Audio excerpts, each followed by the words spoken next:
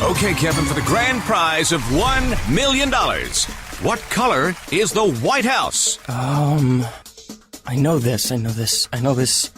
5 seconds. Oh, switching to Geico could save you a bunch of money on car insurance? Okay. Judges? That's true, Kevin. They'll allow it. Congratulations. You're a winner. Woo! Geico, because saving 15% or more on car insurance is always a great answer. Blog Talk Radio.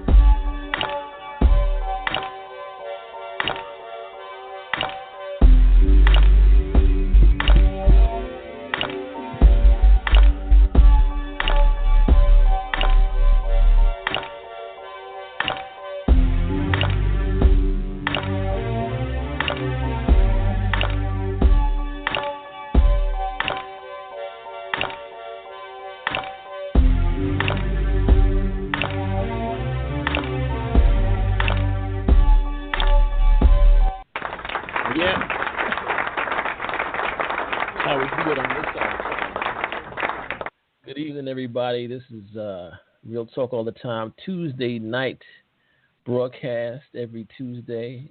We are Real Talk All the Time, 100% real, unpolished, unrehearsed, unapologetic Real Talk for real people with your host, myself, H.J. Morgan. We have Sine in the building. Rob Hall, our other partner in crime, will be on a little bit later on. But we are here tonight, ladies and gents, and we're broadcasting here on Real Talk Radio 17. And we got a great show lined up this evening. We're going to be talking to Funde Fi, a sister out of Houston, Texas area who escaped out of Harvey's way, and she'll let us know what was happening down there in that area during this time, and she's going to chop it up with us tonight and discuss that and a few other things. Very, very beautiful-hearted young lady, and she's going to join us at the top of the hour at 8. But until then, usually for those that are new to the show, we usually start off with a little bit of sports, a little bit of entertainment, and a little bit of politics. We will follow that format, but we might change it up a little bit because there's a lot going on. As far as sports is concerned, I'll start off with that, Sine. I just want to say something. In light of, and I know everybody's not doing this, and that's fine. But it doesn't sit right with me what's going on right now to do it any other way. So right now, me being a diehard football fan, diehard New York Giant fan, I am not, as promised, participating in any football activities this year. I'm blacking out. I'm not doing it. It doesn't feel right to me, and I said I wasn't going to do so, and I haven't watched one single snap NFL this season. That's something that I want to do because I don't feel how Colin Kaepernick was treated unfairly for making a stand, which I think was the correct stand to make. So I just want to put that out there. So usually we follow what the game and all that stuff. I can't tell you the score of any of the games this week. So I know that there was a boxing match this weekend, and I believe that there was some type of controversial call in the fight. It was called the draw or something like that. If somebody has some insight on that, hit me on the chat, and I'll mention that.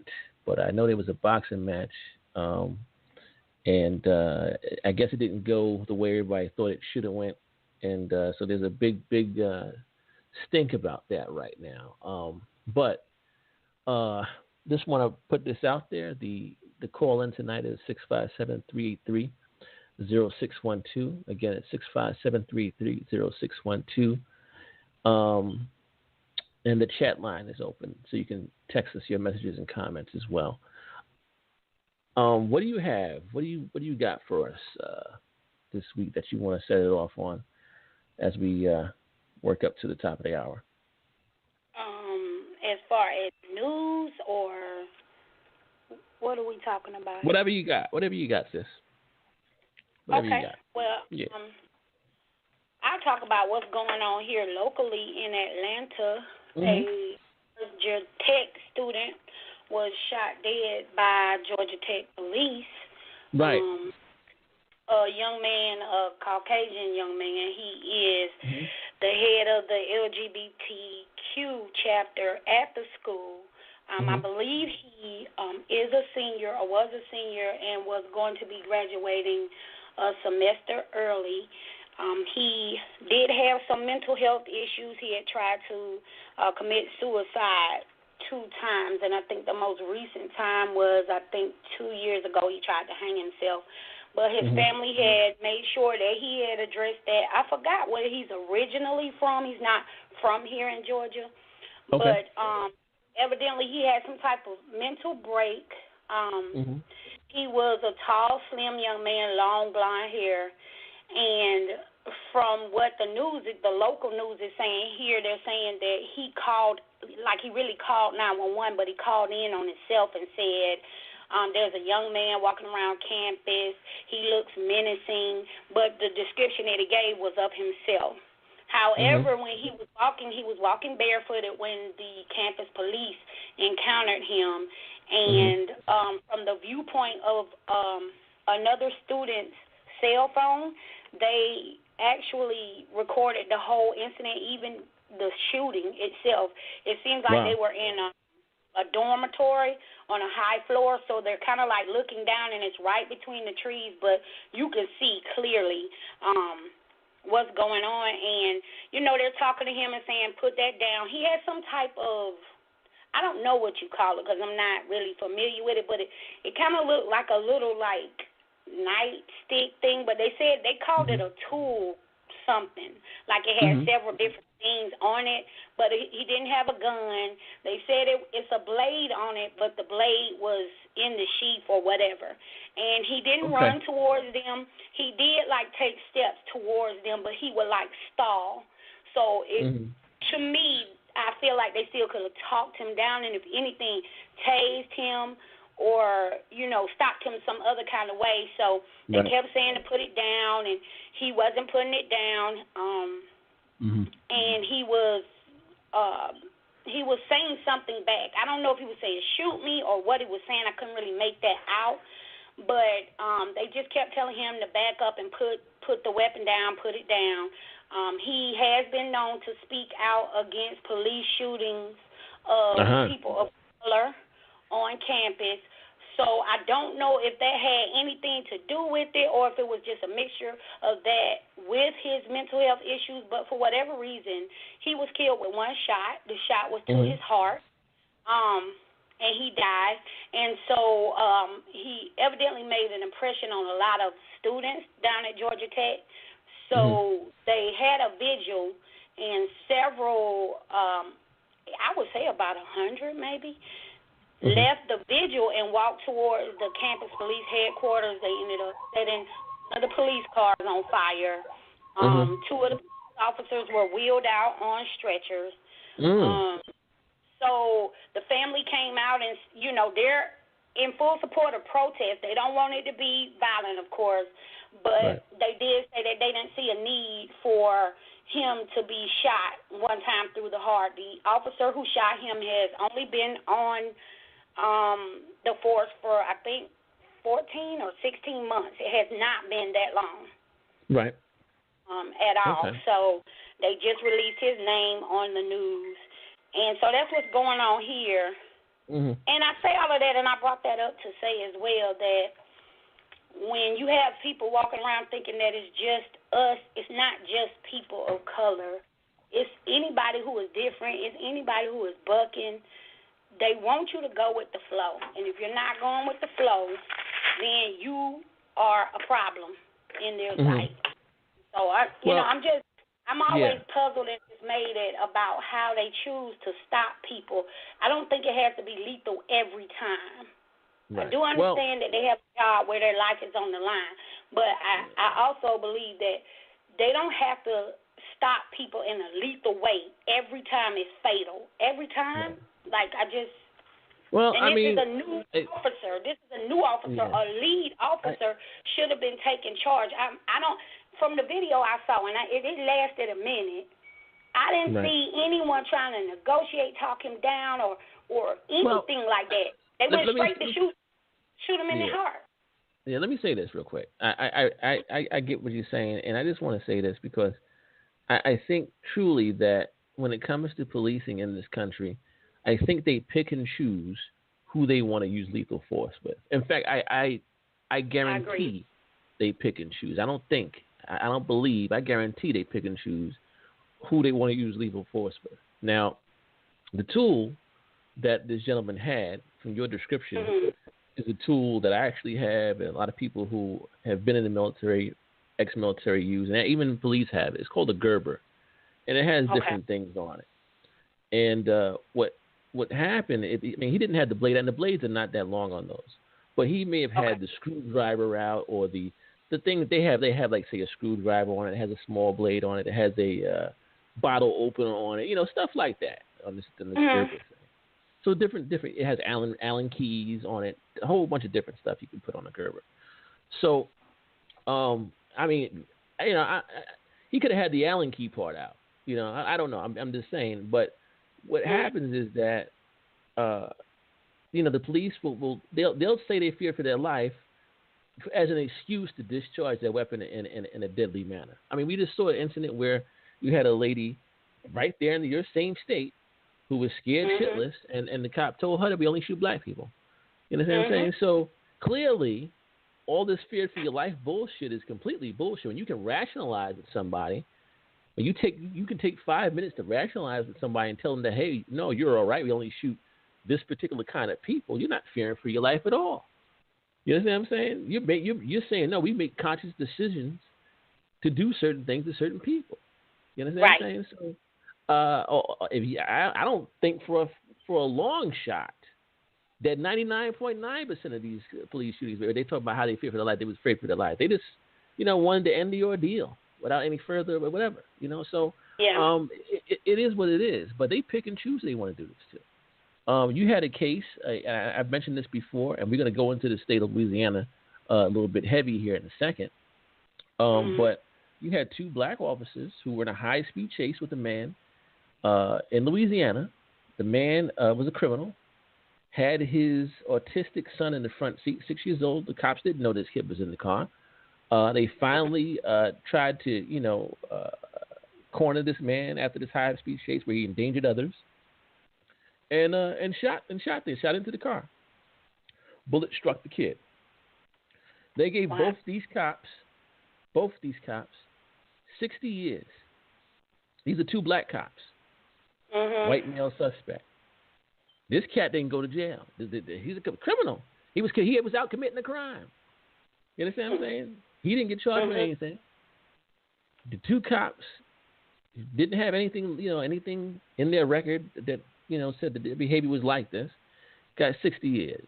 So do you understand, like, the shenanigans, when it comes to policing and law enforcement in this country? They will pick and choose, what they want to do and who they want to do it to. So these cops decide to make a call and use deadly force to stop a escalating dangerous situation. And here, because they're black and the perpetrator was white, that's a clear message right there. Yeah. You understand? It's a clear message to the police, to the black cops, and it's damn sure a clear message to the rest of America. No, we're only going to shoot black people in this country, and if you want this job, you're gonna do just that.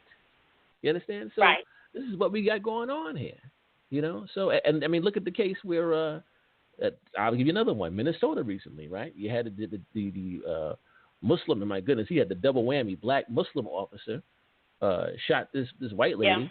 And, they fired the police chief. This is unprecedented. This doesn't happen when you This doesn't happen when black children are shot laying in their beds. You understand? That's right. You can't fire a police chief has yet to lose their damn job for a child being killed on their watch in the bed sleeping. That's right. You understand what I'm saying? So here you have an instance like this, and right away, like I said, you had the 2 cops go get 60 years in Louisiana. You had this cop over here in Minnesota. Police chief was fired. So you're sending a message, and the message is no. If you're a black cop, you better not kill nobody white. I don't give a damn what they're doing. You understand what I'm saying? So this is what you got going on, and I'm still waiting to see how this case in Minnesota unravels. I haven't seen yet any GoFundMe pages for his legal defense. You understand what I'm saying? None of that shit. So it's just really interesting how things that are done here. I mean, and I'm being a little bit facetious. We all know. Well, right. hopefully we know. I mean, there's some of us that still think that this is still fun and games. And their behavior shows that they still think it's fun and games. But I realize that we're at war. I realize that we are under siege, if you will, and nobody seems to be wanting to do anything about it. But hey, it is what it is. But what can I tell you? But speaking about shootings, there was a shooting, and let's talk about the verbiage that the dominant society uses in their media. I always say on this broadcast, you got to understand the verbiage and what they're saying. Actually listen to how they're saying it, what they're saying. It's really real. So this young man, student Caleb Sharp, out of Spokane, Washington, student of Freeman High School, went to a school last Wednesday and shot up the place. I believe he killed at least one student and several others were wounded. The word thug was never used. Nothing like that. They never called this kid out of his name. He wasn't called an animal. He wasn't called a monster. Nothing like that. Now, according to reports, this kid was bullied or something like that, and I guess he finally snapped. It's quite possible. I don't know, but I'm just saying that again with the verbiage, how they treat their own. Okay, they're always on code. Black people, we're never on code. I don't give a damn what's going on. We can't seem to stay on code. We couldn't find a code if it was jammed up our ass. Be honest with you. I hate to use that type of language, but we can't seem to find what code is. But they stay on code. And I mean, they could waylay. They could probably, you know what? At this point, they could shoot up a hospital nursery, and they would never be called out of their name. You understand what I'm saying? Right. A hospital. Think about that. A hospital nursery full of newborn babies, and they'd be like, well, he was a lone wolf, and he had a bad day, and his mother took his cell phone because, he was acting up, and, little Johnny just lost it. But Johnny's all right. Yeah. He's okay. He's a good kid, And meanwhile, he used to hurt little animals and some shit like that. But this is the type of bullshit you're dealing with. So, again, this kid went and harmed people, never called out of his name. Of course, something like this happens with one of us. What about black-on-black crime? This, that, and you see, this is why we need stronger laws and blah, blah, blah. So, again, the verbiage. You got to understand what they're saying because they're setting the tone. This is why you have our own people arguing amongst ourselves. Well, we black-on-black crime and all that stuff. Yeah, we understand. We get it. But the thing of it is that when black people commit crimes, we do go to jail. We go to jail.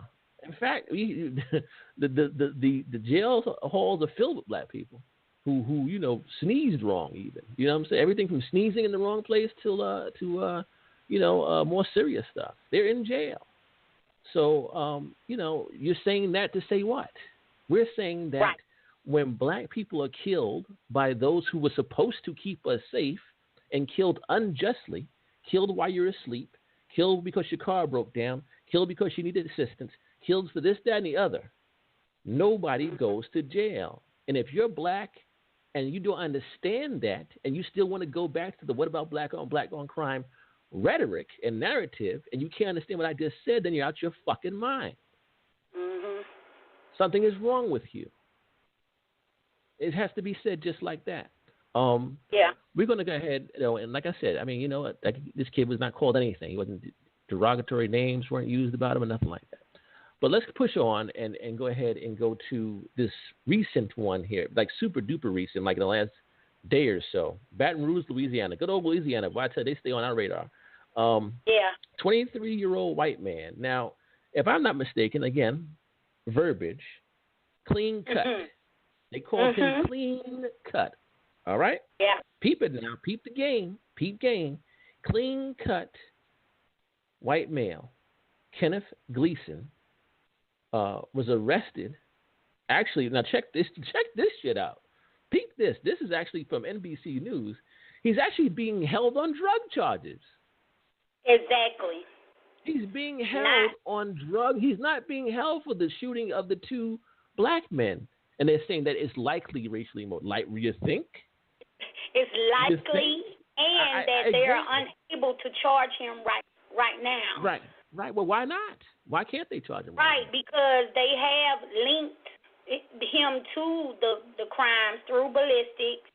He drives the same type of car that was described in these murders, and they found shell casings in his car. So it's hard for me to understand why he can't be charged. Irrefutable evidence. Yeah, again, I have to stress this. So if I'm repeating myself, ladies and gentlemen, bear with me. Verbiage and things of that nature. Evidence. I mean, they don't need anything close to this to arrest a black male in the same situation. Nothing even close. He had a hoodie on. Okay, whatever the case may be, he doesn't even have to have any of this going on at all. This guy is the gun, the car. I mean, is just damning. It's damning. He has a letter from Adolf Hitler that he had on his computer talking about killing people and stuff like that. You understand what I'm saying? But but right away, clean cut. You understand? Right. The dominant society's media. Hesitation to label it what it is, which is a hate crime. Right. Well, no, it's domestic terrorism. It's domestic terrorism. They'll never use that. They'll never use that because according to Donald Trump, there's good in people on both sides. So we'll never use. I mean, seriously, So it's absurd at this point. It's absurd that this is happening, and people still don't believe we're at war. We're at war, people. We're at war. We're waiting for a formal invitation. I keep saying that on this broadcast constantly. We're waiting for an email to come through, or a text, a Facebook message, a tweet. We are at war. This guy, Kenneth Gleason, was hunting black people. He was hunting them. That's right. He actually shot them from his car and then got, on both occasions, after he shot them, he got out of the car and continued to shoot them even more to make sure they were dead. Wow, make sure they were dead. Right. So he's cognizant of his actions. If he did all that, he was definitely cognizant, of his actions. Because they'll use that one. Well, he was a little crazy. And he finally you're not crazy when you dress in all black and you have a vest on. That's what I mean. You're hunting. So, that's what you're doing. Right, exactly. So it's just amazing. It shouldn't amaze me. It really doesn't. I mean, like I said, again, being a little facetious, but it's really like it's outright now. Welcome to Donald Trump's America. It's outright. It's in your face. You can't escape it. You can't escape it, baby. You can't escape it. When I leave to go to work in the morning, man, it's still dark outside. You know what I'm saying? So, my head is always on a swivel. It's just real. It's just the reality of what we have to deal with right now. Welcome to Donald Trump's America. Where a clean cut white man can walk up to me and shoot me, and they'll arrest him for marijuana possession. You understand? So, it's amazing, man. But let me get your take on it a little bit more, and then we'll push on because I can go all day on stuff like this. This is just. But again we have Louisiana on the radar again. So what can I tell you? But what you got on this? Well, I go back to what you said before. It's all about verbiage. I remember not too long ago when Corey Muhammad, the black gentleman who shot 3 white people in California, quick. Before they could even have him in custody an hour, the media was already saying this is a hate crime. He hunted down white people. He hated white people. Y'all talked about how he talked about it in his rap, how he talked about it on his Facebook page. Like, it's just amazing to me how, once again, they can do so much research and get so much information so quickly and label us and what we do so quickly. I'm not excusing that anybody goes and just mows people down, but we're talking about the difference, and that is my issue. It's always been my issue. You cannot measure me by one ruler and then use this other measuring tape to measure this other person. That's ridiculous. Like, if we're going to go by the rules, it's like we're playing a game, and then in the middle of the game, you change the rules because you're not fucking winning. That's bullshit. Well, this is the game of death. That's just one example in many, but that one just stood out in my mind because I remember when it happened, and I remember, like, the initial stories that I read about it all said hate crime, all of them. There was not one that said possibility, or we're going to withhold from using that until we find out all the details. It's still up under investigation. You know, it's bullshit. Right. Absolutely. So you're right. Well, again, I always say the verbiage. And listen, they even played, you really got to watch the news sometime just for the theatrics.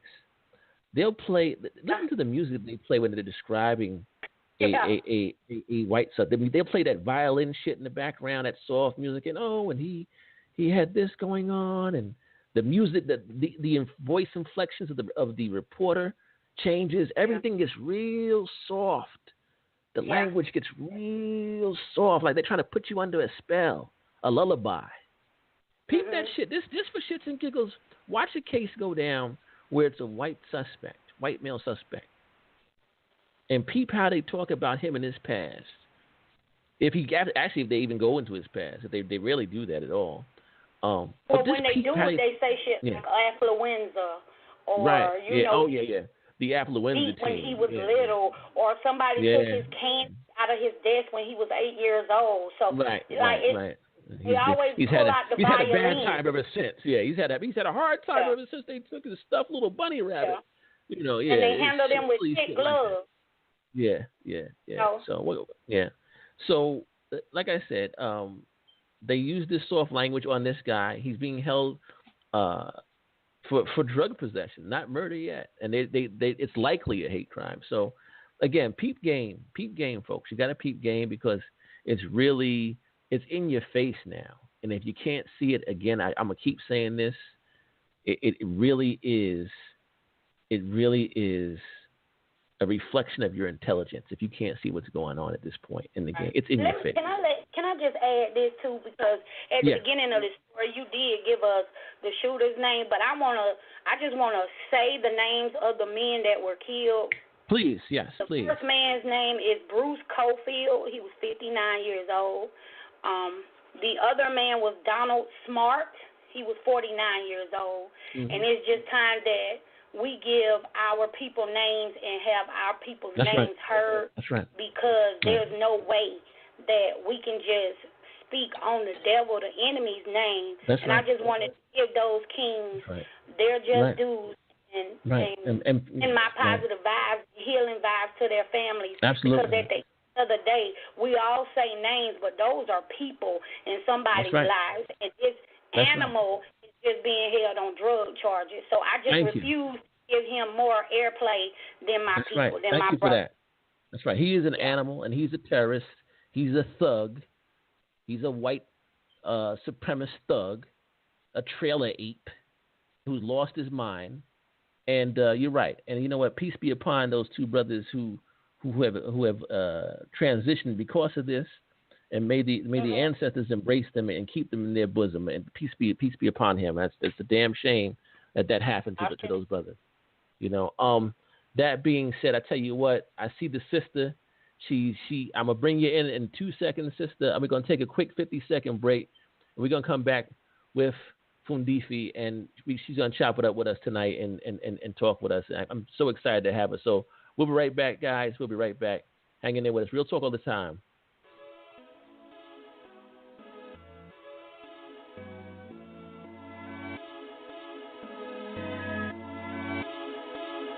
Real Talk Radio.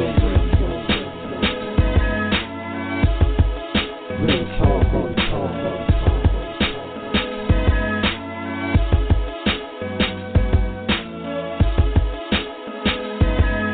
100% real. 100% real. 100% real.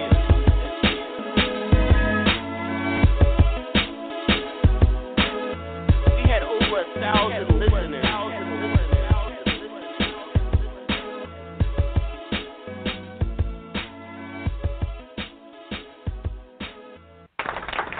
All right, we are back.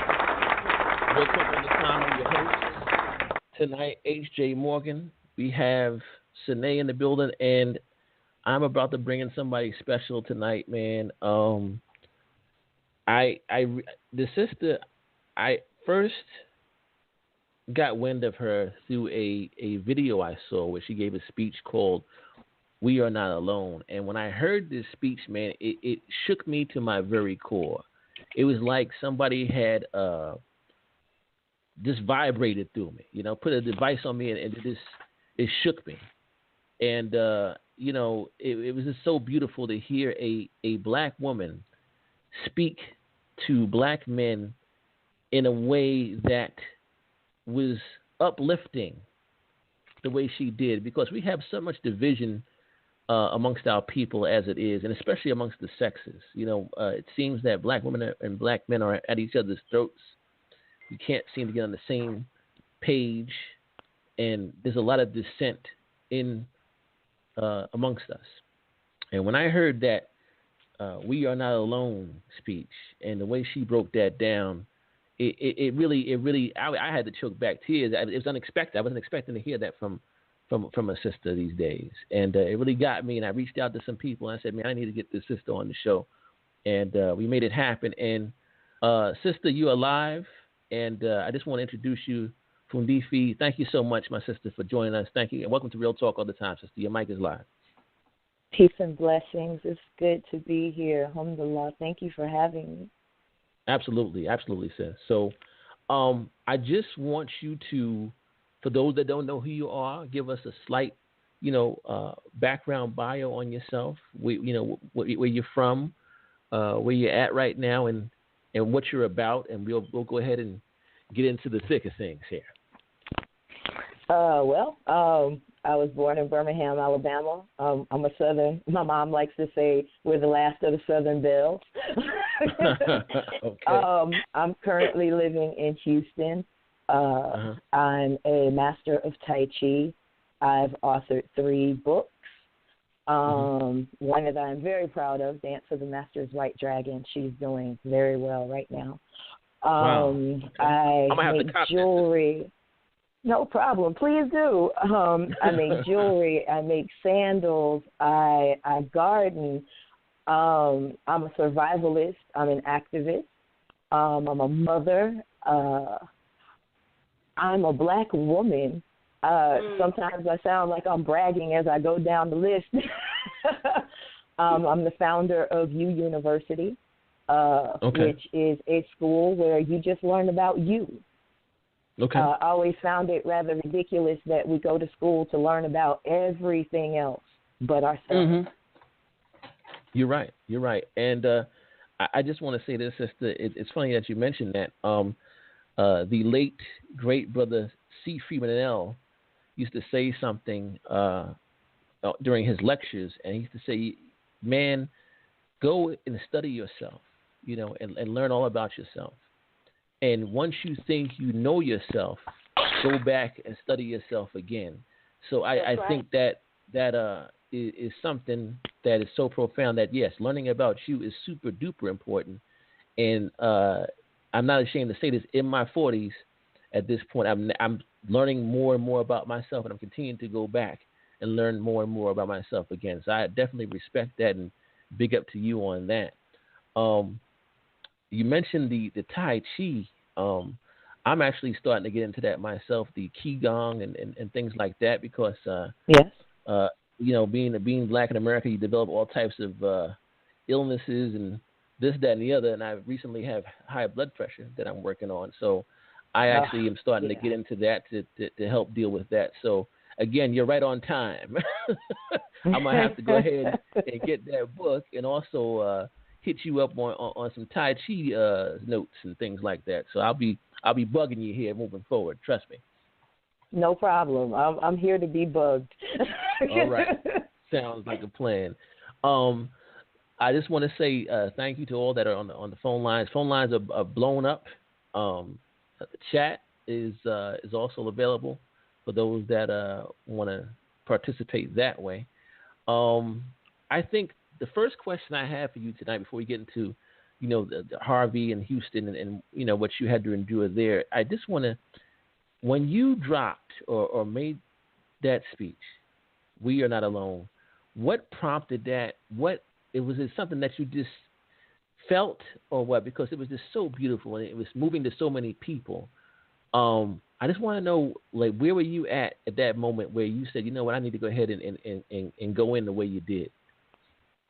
We were. I was at a conference on why Black women and Black men were battling, and it was so that we could smooth over the relations between Black men and Black women.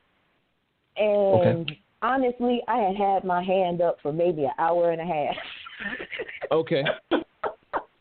And I was a little bit upset, but what I didn't know is that it was being taped.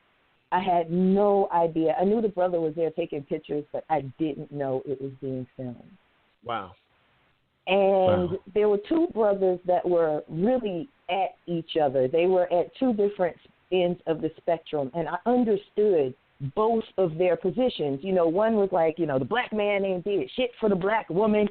Fuck y'all. I got this, I got that. I'm taking care of my Black women. Y'all ain't shit. And the other brother was on the end of the spectrum. Well, shit. Hold on, brother. Black woman and did this, and this. And I feel like I ain't got nobody. Blah, blah, blah, blah. And I'm like, wow. I am really hearing the spectrum of my brother's thinking from one end of the spectrum clean to the other. Right. And I sitting there, I realized that they were having the same conversation, but from two different perspectives. Our brothers are not seen. And in not being in their being disenfranchised, in them not being able to provide the way that society says that a male should provide for his family, his nation, his friends, he can't do that. He's marginalized. He's undereducated and miseducated, and not just by society, by his mom, his dad, his sisters, his brothers, his uncles, his aunties. It never stops for the Black man. Now, am I saying the Black woman doesn't go through the same thing? I'm not saying that. I'm concentrating on my brother right now. I'll get to my sisters in a minute because y'all jacked up too. No, I feel you. But our brothers have a special kind of jacked up. When my brother says he feels like he's alone, I have to tell him that he's not, and it's a game that's being played on him. And when he tells me I don't understand, I have to interject, brother. I have children. Right. I have little Black boys.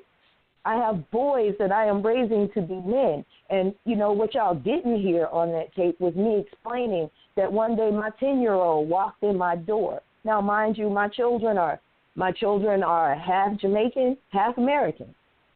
So they have this cross-cultural thing going on with them. When my son walks in my front door and tells me he no longer wants to be in America because he is being judged by his skin color and not by what is in his head. When a 10-year-old can clearly express that idea to you, being a martial artist, I know I'm at a crossroads with him right now. Right. If I keep him here, he's going to go bitter and he's going to go sour, and that is prime pickings for this system, because that means they're going to lock my baby up because he's going to do something, and I can't say out of character, but he's going to do something instinctively that is going to get him caught up in the system. Or I can do what I know I should do, and the reason I had them the way that I did, send him out of this country to get an education away from this particular system. Was he going to another system? Yes, of course. But it wasn't this one. Right. And Wow, I had the resources. I had the family. I had the understanding that when he was ready to get out of here, I sent him away. So, yeah, brother, I understand. Not only do I understand your pain, I went through a whole nother type of pain as a mother because I sent my 10-year-old away from me to be safe. Wow. That's a whole nother kind of pain. That's right. Wow.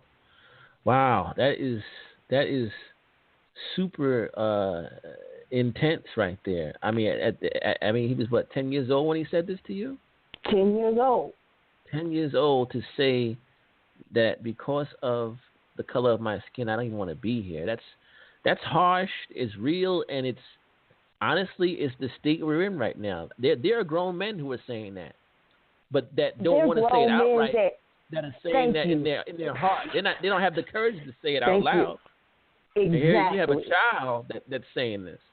Because I tell you what, you mentioned something that is super important, and we have friends of the show that call in all the time and talk about this, and they talk about resources. At least you had the resources at the time to do something about it.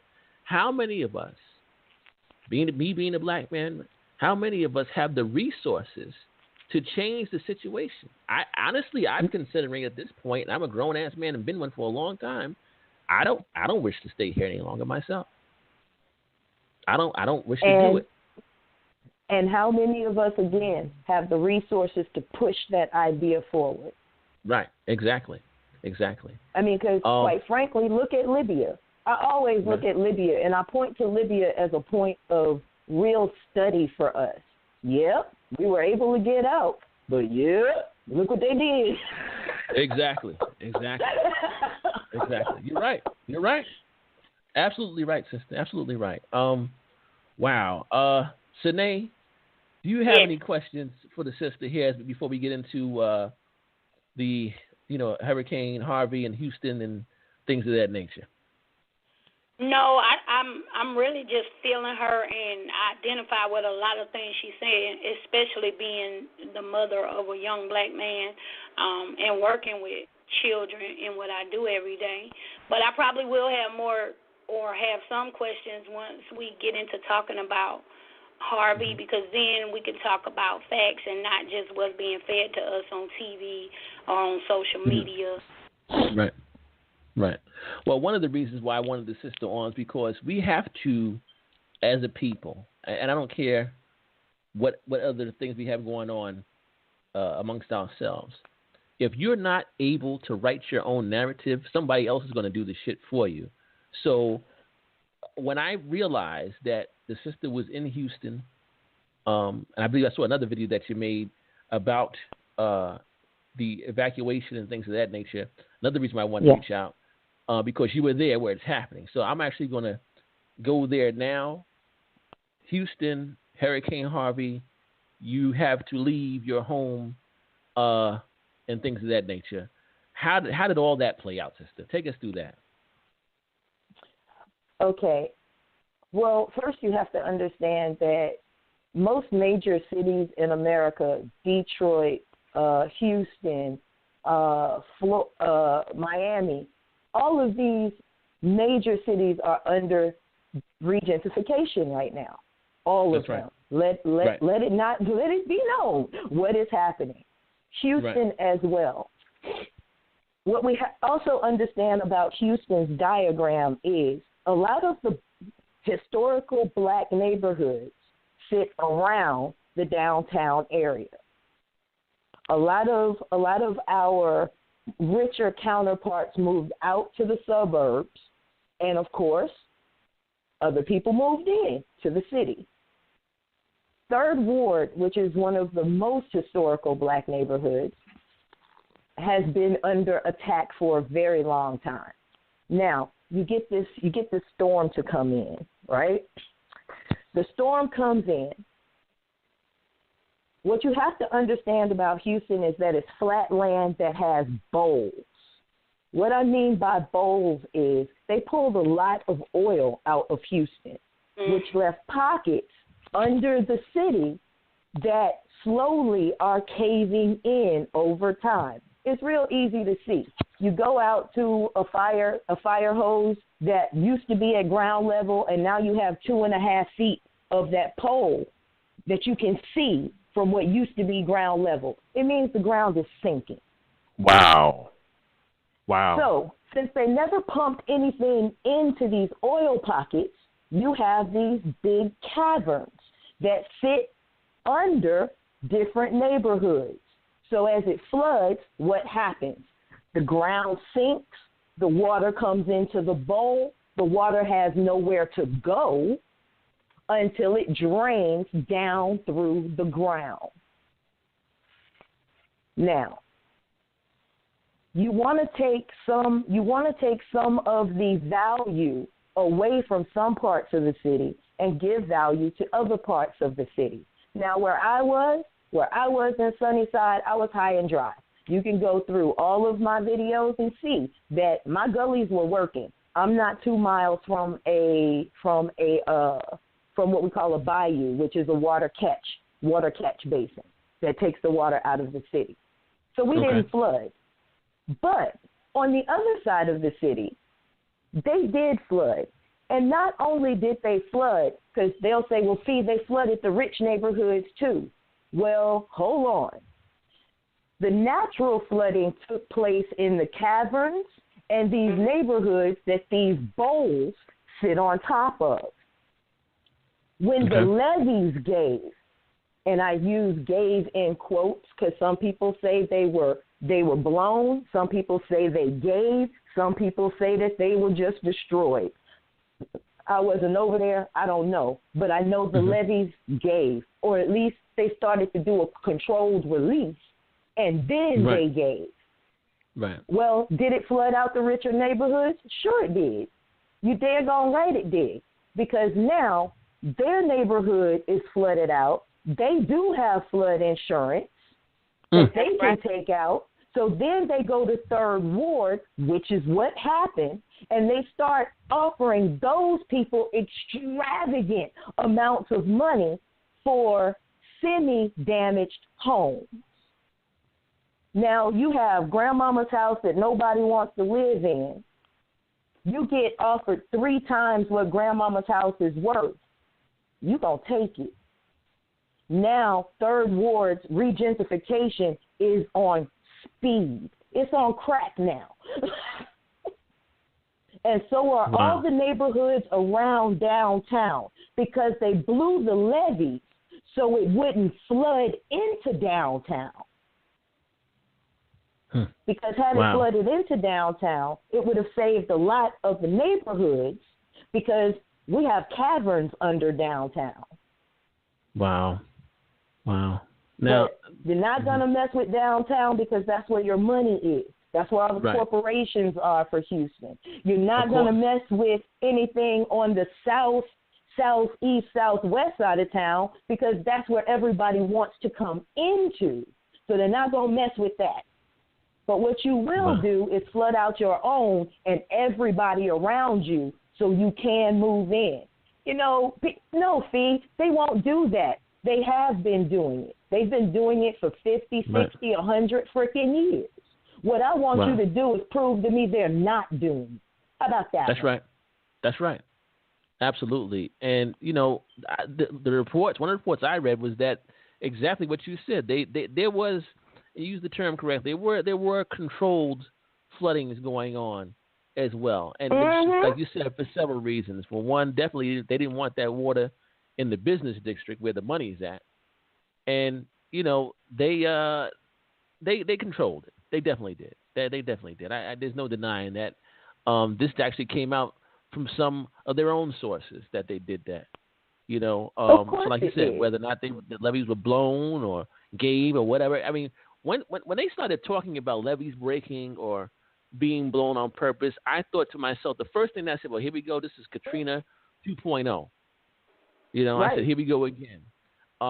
And then what I started thinking, I actually made a video about this on my personal Facebook page, is I said there were reports, okay, of people, in the surrounding areas where people were running for their lives or trying to run for their lives into other areas to escape the flooding and the shenanigans that went with that, to that they were starting to be hunted by white supremacists in the surrounding areas, and they were being shot.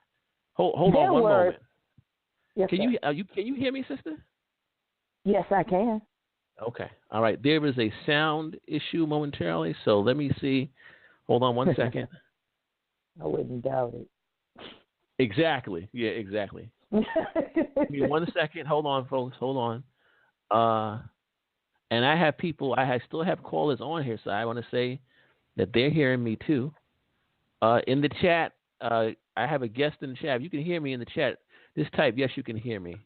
We're checking a possible sound issue. Hold on, let me bring Sine back on. Sine, you there? Yeah, I'm here. Okay, so you can hear me? Okay. All right, and April can hear us. Okay, all right, we can continue.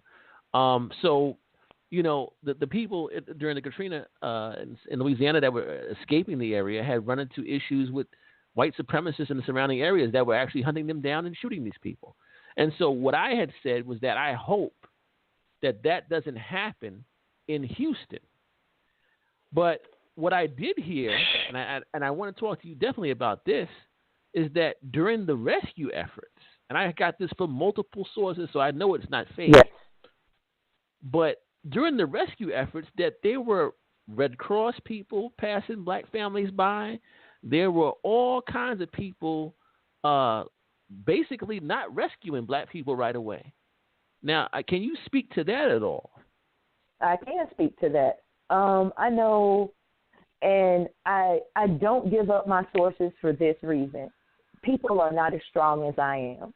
And right. I'm not going to subject people with already fragile psyches to the madness that takes right. place in America when you blow a whistle. I right. got thick skin. I can take it. Right. That being said, I know personally people who were up to their torsos in water, where the Red Cross went through, picked up families, and left them there under wow. the guise that they were threatening.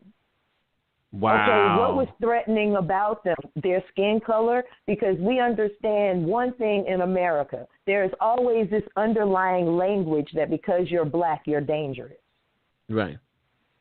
Right. So they don't have to prove that you're dangerous. And, of course, it's easy to say, well, we were threatened. Your cops right. say that all the time, but you got the gun and I don't.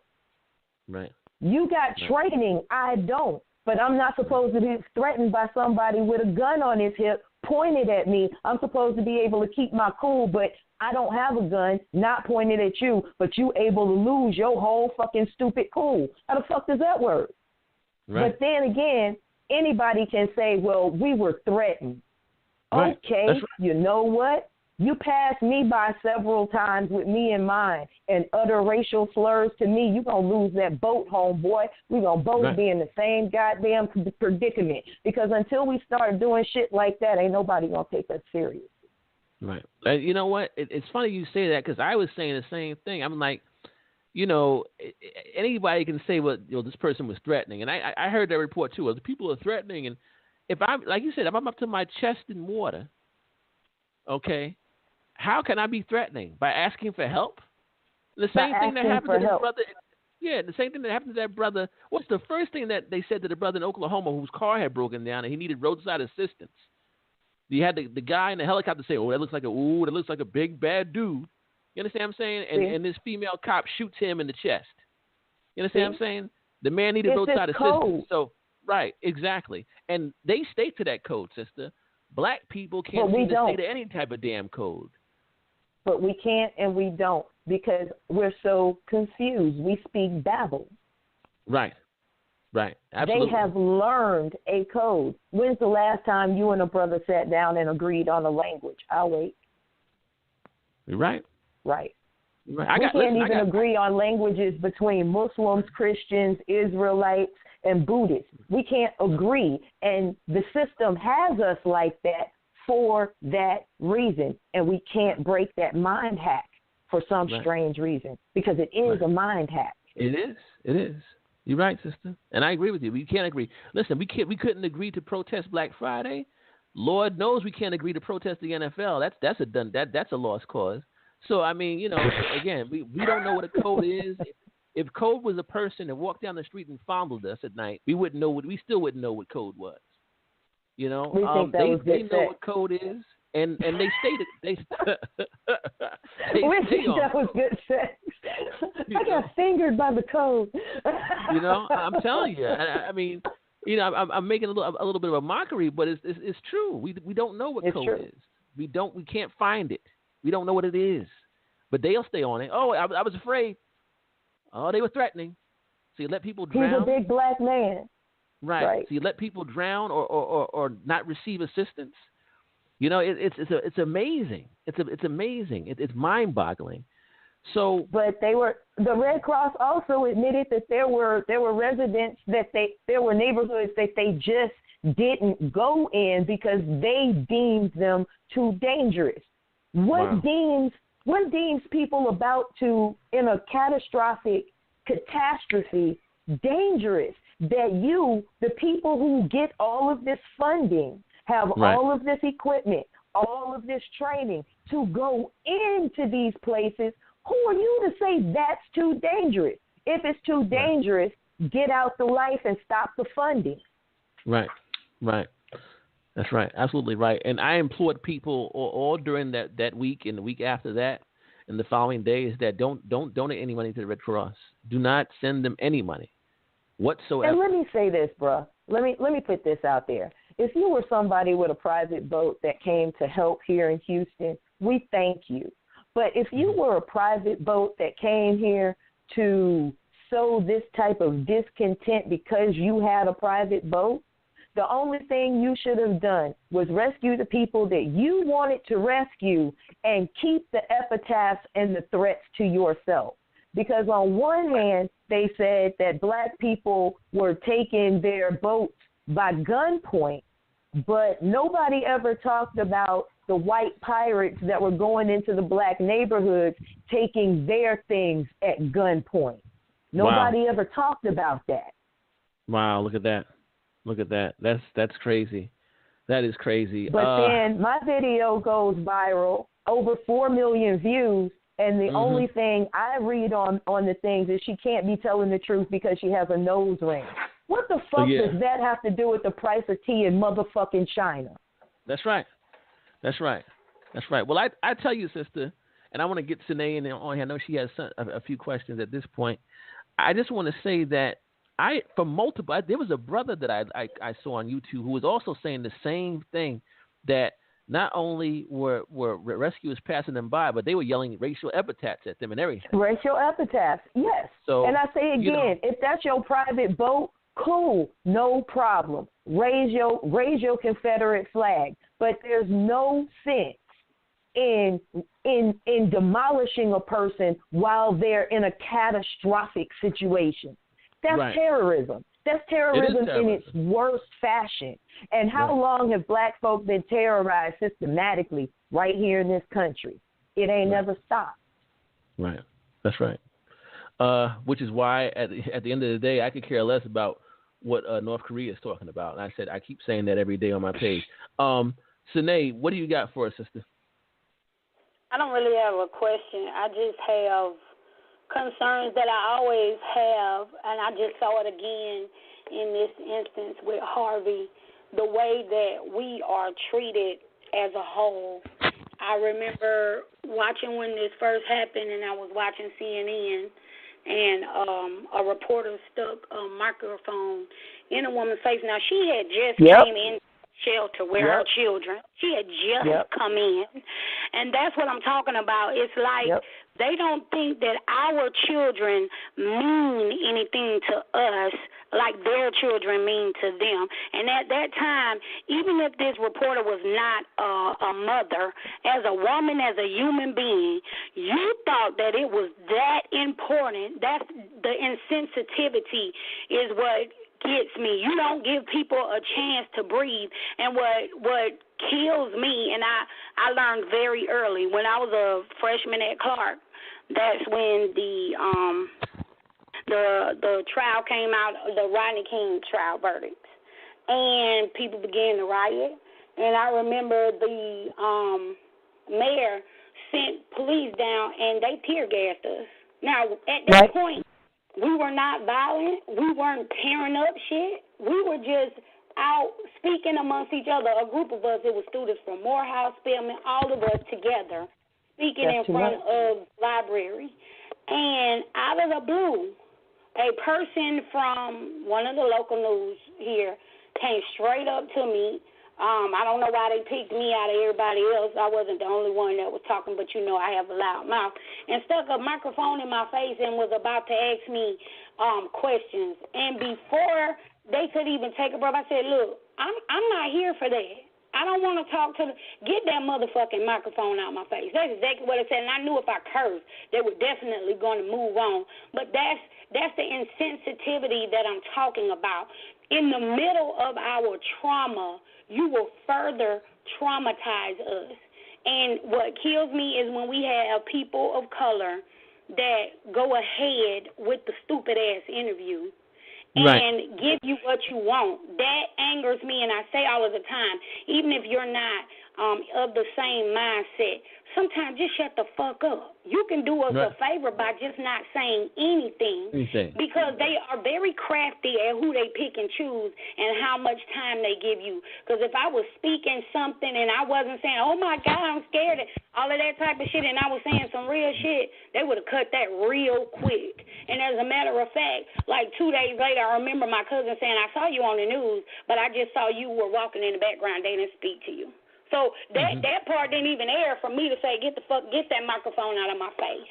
And so it's things like that trouble me, and I think we need to just focus on each other. And just like she said with the gentrifying, just like the video I posted earlier today that Mike put up, everybody knows him as Killer Mike, and he says it all the time. He posts it on his Instagram all of the time.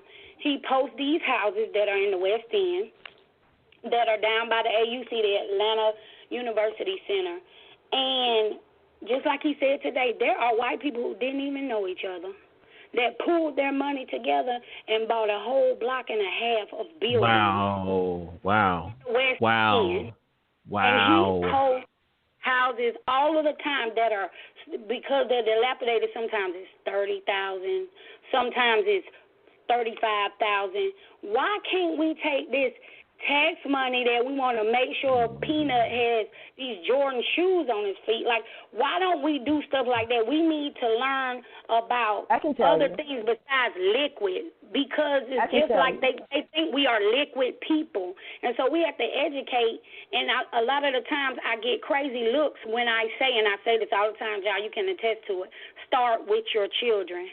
If you have something already in their head, it does not even seem strange to them.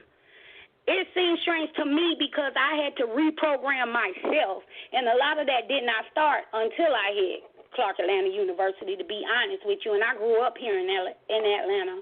But the schools that I went to, they were not interested in teaching me about myself or telling me the truth. It was my father who taught me a lot of what I had before I got to school. But I say all of that to say, and I break it down and use it like this. When people see and they come to my house and they see only whole wheat bread on the counter and they say, oh, I don't know how you could eat that, and your kids eat that? Yeah, because that's all they know.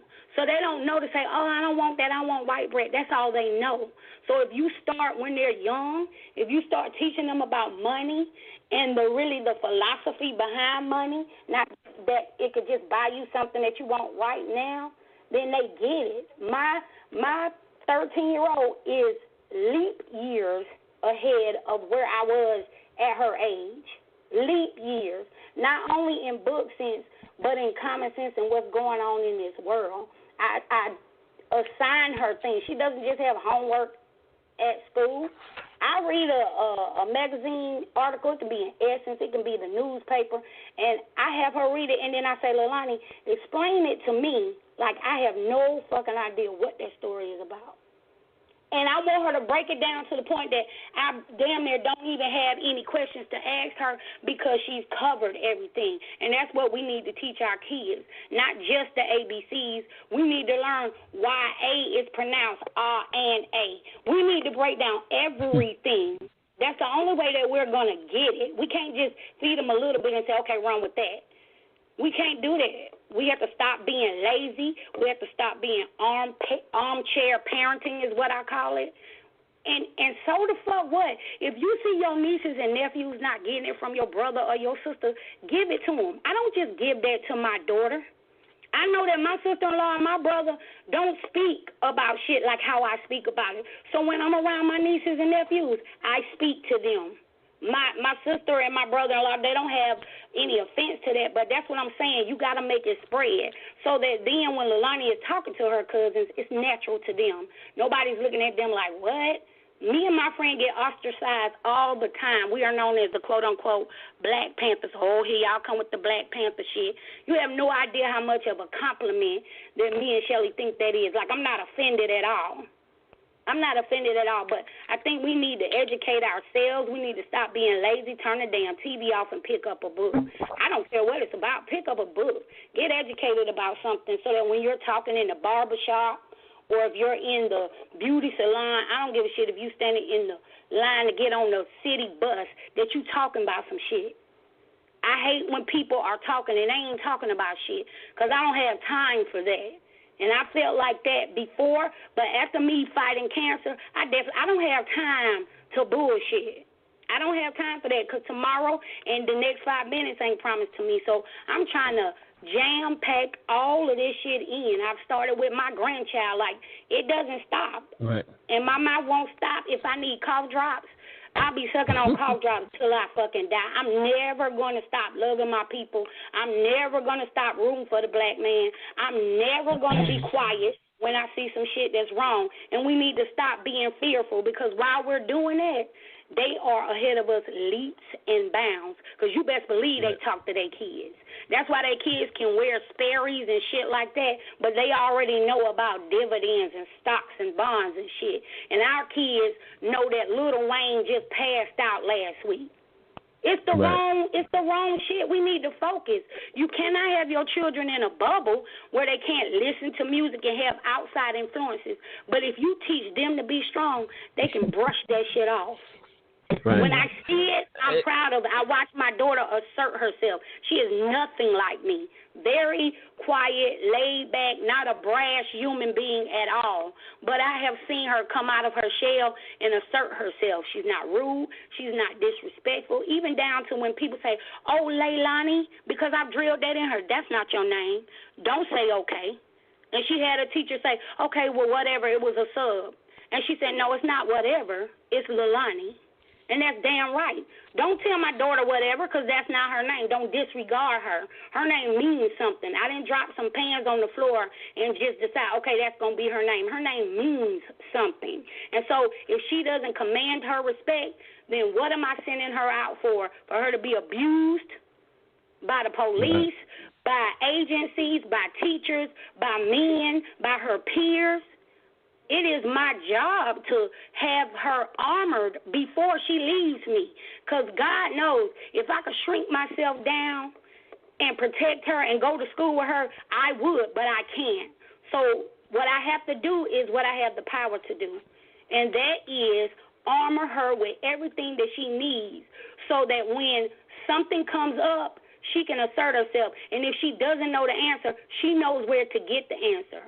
I don't want her to just eat what the fuck they put on her plate. I want her to buy her plate, buy her fork, grow her motherfucking food, put it on her plate, and fix her own goddamn plate. That's what I'm trying to get all of my people to do. That's where we need to be. We need to be hunting and farming and fishing and teaching our children. That's what we need to be doing. So I'm off my soapbox. I hear you. Well, I'm gonna go ahead and let Funde Fi respond to that and continue on here with what we were saying. That was incredibly profound, Sine. Thank you for that. And I know you were wanting to jump in on that as well, sister. So I'm gonna let you have the mic back and respond to that and continue on what we were talking about as far as what's going to happen to the area now in the aftermath. But I'll let you go ahead, sister. And the sister is very right. She's very, very right. But all of that goes along with this armchair revolutionary talk as well. Because, I know a lot of people that speak revolutionary, but they don't know how to weave fabric. Right. You're not growing a bean in your backyard. You don't know how to basically purify water. Right. So what happens when when Fiesta doesn't open for us anymore? We got a real lesson on that in Harvey. When do we become prepared instead of reactionary? I don't know about anybody else, but she buying herself a rubber boat that she can blow up because I live in Houston, and this is not going to happen to me again. It's about how many times you're going to let something happen to you. Right. And, as much as we talk about, I'm a king, I'm a queen, okay, that's all well and good. Where's your kingdom? How do you protect it? When's the last time you read The Art of War or The Prince or anything militarily related? Can you even get through the first chapter without throwing it down going, I don't understand this? I know why you don't. And here's the thing, we want our people to read, but then we ask ourselves, can they read? That's a big old problem in the black community that our activists seem to just skip the fuck over. A lot of our brothers can't read. And they're not going to tell you that. A lot of our sisters can't read. That's why you don't see books in their house. That's why the only thing they do is watch fucking television. Because a book don't mean nothing to them. It's scribble. So we're asking them to do something they don't have the capability to do. And I learned that taking a little brother home one day. He couldn't read the street signs to get himself home. Wow, that's heavy. I was like, are you kidding me? Are you kidding me right now? What that road say? The word was R-E-E-D. Read. Wow. Read. Wow. And he was going from Reed to Dwayne. He couldn't read the signs, which gave me a whole nother perspective on my people. Because even I said, we need to read more. Shit. I've been asking my people to do something they can't do. Wow. And how often do we ask our people to do stuff they can't do? From the heavy metal poisoning. Heavy metal poisoning affects your judgment. It affects your thinking. How many of our neighborhoods have been purposely poisoned? Yeah, that's right. How many of our schools have been purposely poisoned? Better yet, because nobody talked about the vaccines turning our little boys and little girls into autistic until white women's children started becoming autistic. Nobody still talks about our children with those vaccines, and our children were the first. Wow. We don't talk about the poisoning that takes place. And if you went to a public school at any point in time in your life, you need to rethink all of your thinking. That's all of it. Thank Even how you make decisions. Every last bit of it. You're right. You're right about that. If you've gotten a public school education in the United States of America and you're a person of color, you got to rethink all that shit. All of it. Every last bit. All of it. That's right. That means right about everything that. You even take for granted to be true, you got to rethink it. That's right. Wow. All of the decisions that you've made in your life, think about the root of how you made that decision. Oh, no, sister, I'm a free thinker. Bullshit. Not if you came up in the public school system of the United States of America. You fooling your motherfucking self, and I know you a lie. Unbelievable. I tell you what, I just want to take a quick second here. The phone lines are actually packed, but the call in at 657-330-612. Press 1 to talk to us. I tell you what, I'm going to ask you another question about Houston, and then we'll move on. But we'll be taking questions. So if you have questions for Funde Fi or for myself or Sine tonight, just press 1. The phone line, I see you there, and we appreciate you listening to the show, but if you want to participate, just press 1. We won't bite, promise you, and you can make your statement. Right, you may have something new that we haven't touched on. You may agree or disagree. We want to hear from you. Right, absolutely. I bite. I ain't gonna lie. They might not bite, but I bite. I bite. Right, absolutely. So I just want to say this, and I see your call. I'm gonna bring in. I just want to say this. I made a statement last week in regards to the Houston area, and I said this, Funde Fi, and if I'm wrong, you correct me. I said if you didn't own anything, I mean really own it in the areas that were hit, or have the money to make the necessary, repairs to your property, you weren't going back there. And I meant that for our people, of course. So, is that correct?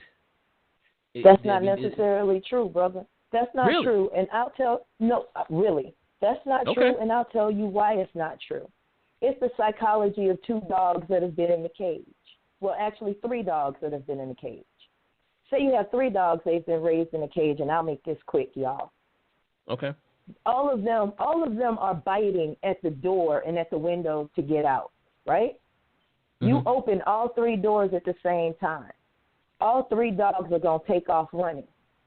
1 dog is going to immediately run back and stay in that cage. And I don't care. You can keep that door open. He'll never come back out of it. Another dog is going to stay gone all day. But come night, he's going to go back to what he thinks is his safety, and that's back in that damn cage. And 1 you'll never find again because he finally understands that he got his freedom. Wow. Okay, fair enough. I'm going to go ahead and take this caller. I know who this is, 4994. You're live, brother. What's going on? Man, let me tell you something. What Shanae said and that sister said was true, man. I mean, that shit is as real as it gets. Also, man, we have to stop. Two things that black people. That's CB. He didn't say who he was. Sorry. That's CB. That's Clay. Oh, hey, Clay. Yeah. Hey, how you doing? I'm up here working now, but check it out. As a people, we have a tendency to use these 2 excuses. Oh, don't judge me, and it's not my business. What is that? What is that? I will judge you, and it is my business. Exactly. People kill me with that shit. Because to me, it just translates into when a person says, don't judge me, it's just saying, oh, yeah, I know I'm fucked up. So what about it? Right. And when a person says, not my business, that means they just really don't even care. Right. And have no intention of doing anything about it anyway. Right. Exactly. Right. And that's why as a people, it's very debilitating. It is. To us because we'll never and go this anywhere. This is why I honestly don't believe people when they say we want to live as a village. You can't be a village and keep your business to yourself. Right. Village life is everybody knows everybody's business. That's village life. Because even when there's a problem, the whole village is consulted about the problem. It is not an isolated incident. So when people go around, it takes a village. Shut up, because you don't want anybody knowing what's happening in your house. That was my mama's favorite rule. I shouldn't hear nothing that happened in my house outside my door, period. Right. That's not village life. You're right. So let me ask you this, sister. What do you see happening? Well, I mean, the obvious stuff, but what else do you see happening in those areas that were hit hardest in Houston moving forward? I mean, what's happening? Do we have any of our people moving back in there now? What's going on the ground there? Oh, yeah. People are moving back because they're being thrown out of the shelters now. All of the big shelters are closing down. George R. Brown, they got conventions coming in. They need them people out. Right. People are moving out, and here's the problem. Some people don't have anywhere to go. But then we ain't going to talk about the homeless people who have been telling folks that they've been rounded up, and some of them are being shot wholesale. But we're not going to believe them because they're homeless and senile. I believe them. I believe them like I believe people are going into FEMA camps right now. That's right. I believe That's it. Right. They got people in Dallas that are in a convention center being held under armed guard. The only way they can come out, and they're from Houston, the only way they can come out is to smoke. Other than that, they're not criminals. They're not hostages. They're not even freaking refugees. They're American citizens who got uprooted after a catastrophe where they were told they had to leave, and they're under armed guard. I mean, I have to ask you, from the reputation that America has, do you really want those people under armed guard to come back into your community? Because what I understand about America and peace treaties that have been made all around the world, germicidal warfare is all fair game on citizens of any country. You can't do it to citizens of other countries, but you can definitely do it to citizens of your own country. And they're talking about population control. I mean, I'm not trying to be funny, but I don't want them back in my community. I just don't. Wow. I don't trust America like that. Well, I tell you, and I it's funny you say that because one of the major news stations did something during that storm. They stopped this white man who was homeless. In fact, I want to say that this man used to be prior law enforcement. For some reason, he wound up homeless. They walked up on him. I won't forget this because they played it, and the slick shit they did when he talked to them. They asked him why he didn't go to the shelter. And he promptly said in a straight face that they're killing people in the shelter. The reporter, white man now, ex-cop, the reporter quickly changed the subject and kept asking him about the winds and blah, blah, blah, and how he was doing out there. And he said again, well, I would have went to the shelter, but they're killing people in there. And once that started happening, I got the hell out of there, he said. I said, wow.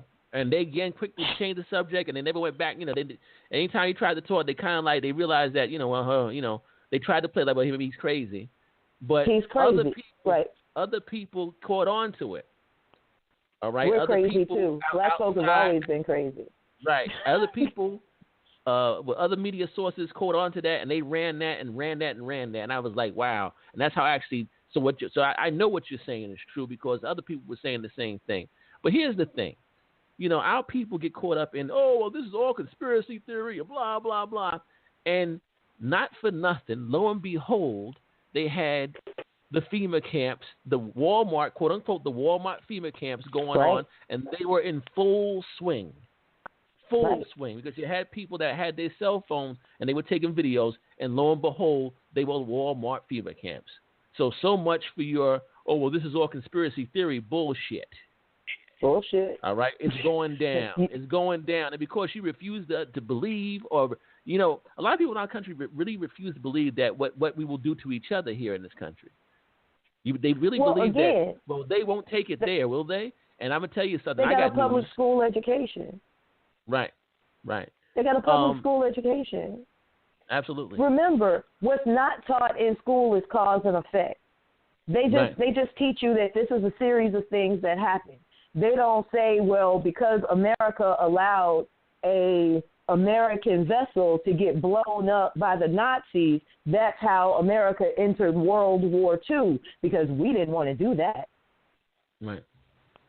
Nobody talks about that.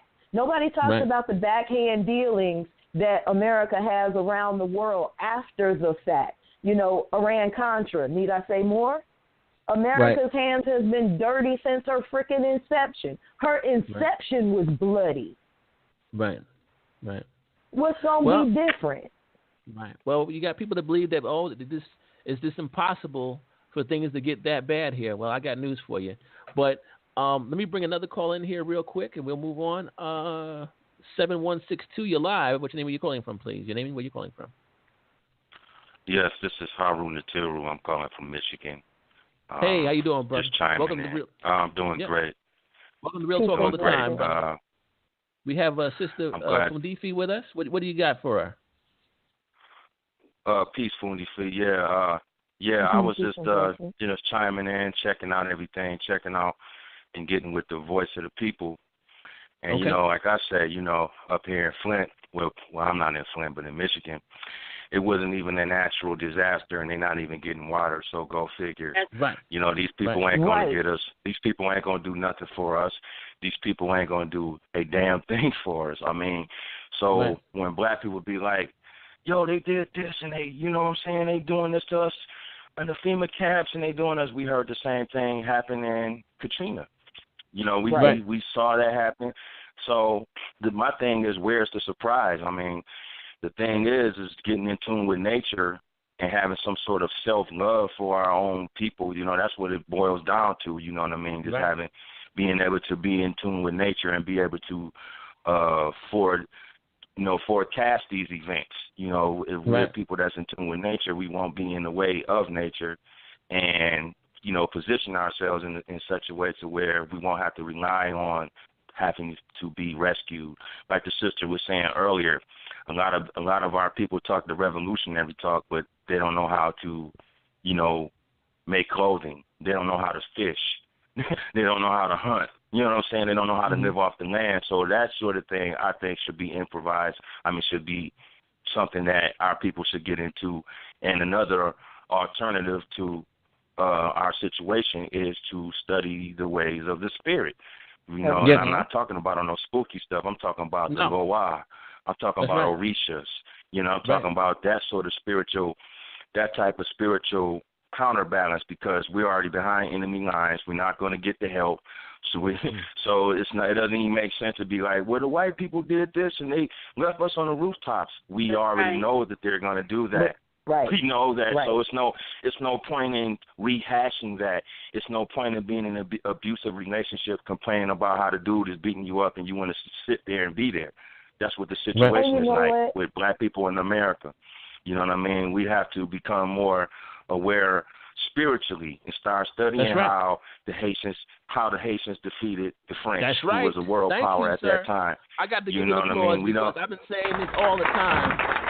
I see it on my personal Facebook page all the time, brother. I said, if you study that and realize how they did it, and stop bullshitting around and put that to work, because it does work. Go ahead, brother. It's certain chants and certain rituals we can do that to shut this motherfucker down. Like today, but we got to be willing to do that. We got to be willing to get out of. I'm sorry. Go ahead, sir. No, you're good. Let me ask you a question. And I know a little bit about this, brother. So let me ask you this: is art war? Is art war? Is art war? Yes, I believe so, because yes, it is definitely art is war. Yes. Let me ask you this next question: if art is war, that makes war an art, correct? Yes. Right. So when are my brothers going to become artists? Wow. Wow. I feel you. Definitely. All right now. Definitely, right I feel you. All right. Definitely. I tell you what. We definitely have to be artists on that, and architects. Yes. Engineers. How about that? Engineering these things, yes. I want to say this, guys. I always say this, the last half hour, we're coming up on the last half hour of the show. It is getting hot and furious, as usual, as it always does on Real Talk all the time. So I want to get a couple of more callers in, and I want to have our guest make a couple of share her thoughts with the state we're in right now as a people here in America. So give me a couple of seconds, brother. Hold the line. Stay with us. Thank you. I'm going to go ahead and bring our other fellow co-host here on the show, our fellow host, Rob. You're live, brother. Welcome on tonight. You had something to do tonight, so welcome back to the show. Hey, Ron. Hey, man, it's good. Yeah, how you guys doing, man? I'm glad to be back on, man. I'm sorry I couldn't make it earlier. Man. Sound like y'all having some good conversation. Yeah, we're going to find you later, but it's all good. It's all good, brother. All good, all good. Yeah, I heard some of the conversation, and I guess one of the biggest things from what you guys were, talking about, I wanted to ask this. I mean, how do you get the people motivated? Because here's the thing, and I think we had touched on something like this similar, some shows ago. One of the biggest things is, I think over a course of time for African Americans, certain things become learned. Like, for example, like, I use this as an example, growing up in the projects. And it's a poor example, but it makes sense on what I'm saying. Okay. Growing up, and then you have individuals that have learned to deal with welfare, that have learned to deal with public assistance on so many different levels that is passed down generation to generation. So how can we motivate, individuals, all right, like how the gentleman said earlier, as far as, like learning to live off the land and things like that. You got people that live in the Amazon, that live for over 100+ years, and I know that they're considered some of the oldest people in the world, and they're going off of what the land has to offer. So how do you motivate our people to get to that level? I think that's probably one of the hardest things, and especially the way that society paints this picture of you're going to be this drug dealer, or you're going to be this young so-called rapper, you're going to be, you're only separate, you're only certain type of entities, if you will. You have to be a sports figure, you have to be in entertainment, or you have to be, something that's less than others of different nationalities doing. So how do we motivate them? That's why I started U University. Because my master teacher taught me about thought and vibration. If you can disrupt somebody's thought process, you can then enter a virus that can deprogram it. But you have to get what I call the mind hack down. If you can get the mind hack, if you can get people to recognize their mind hack, you can get them to deprogram themselves. And here's the problem. I can't write a virus for everybody because the problem is everybody's sickness is different and to different degrees. That's the beauty of the freaking system. It's got everybody fucked up. Right. No doubt. Better believe it. No doubt. If I can get, just like in the movie Matrix, you got the red pill, you got the blue pill. Nobody ever recognized that every time the Oracle and Neo saw each other, she gave him red candy. She disrupted his signal every time she met him. Wow. Subliminal. Every time. Yep, subliminal. So she could hack his mind because that's what she was doing. She's a virus. She was always a virus. And nobody got that during the whole fucking movie. Wow. No doubt. She definitely was a virus. But that being said, brother, if I can 1 second get you to see me as a woman, not as your subordinate, but as your equal, look you in your face and tell you, I cannot make it any further in my elevation without you.